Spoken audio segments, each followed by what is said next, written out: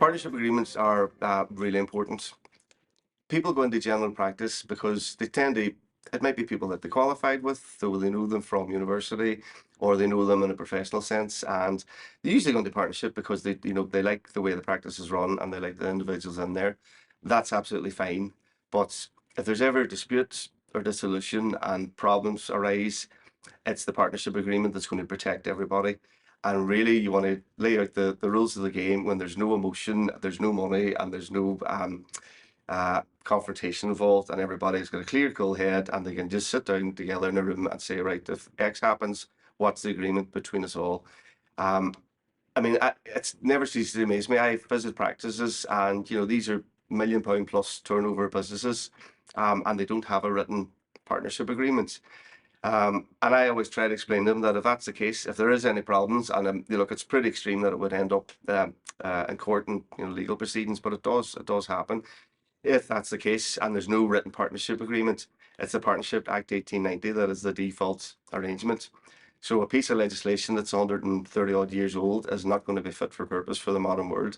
One of the key bits in there is that there's joint and several liability for all profits and losses, which is a real danger to the partners because of, and again, this is very extreme and it's not to say that it's common, but if there's one partner, that's maybe defrauding the practice or has generated debts, and the Partnership Act 1890 is the legislation, all the partners are equally liable for it. And that's why, just having a written partnership agreement in place, is really key, and it's something that I'd recommend to every practice.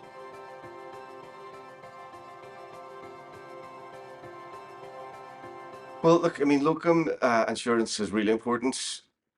Yes, the local board support payments started in July 2018.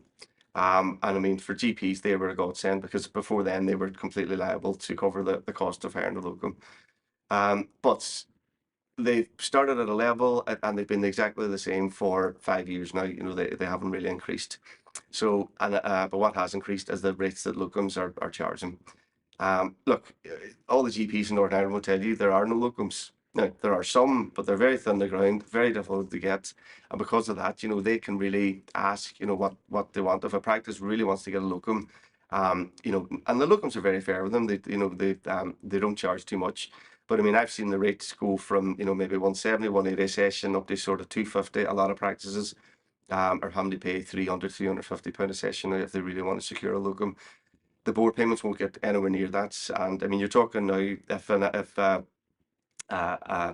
full-time GP working 8 sessions were to go off work sick and they didn't have any insurance, the liability to them as an individual, it's still about £30,000. And that's money they have to pay out of their net income. So whilst, the board payments are there and they do help, they don't solve the problem. So having some locum insurance in place, it makes sense.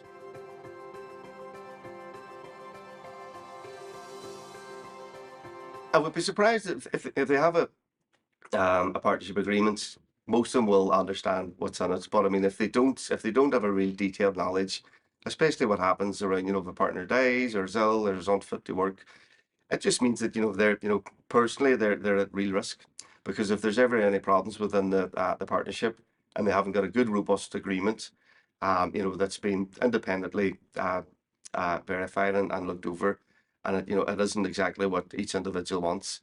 It just means financially, they can end up in real problems if there are any issues. An example, one thing that can happen if you don't have a good partnership agreement is, if a partner dies, and there's not a clause in the agreement where the remaining partners have the first call to actually buy their share of the building, their share of the practice from the deceased partner, and that share actually passes to their estate.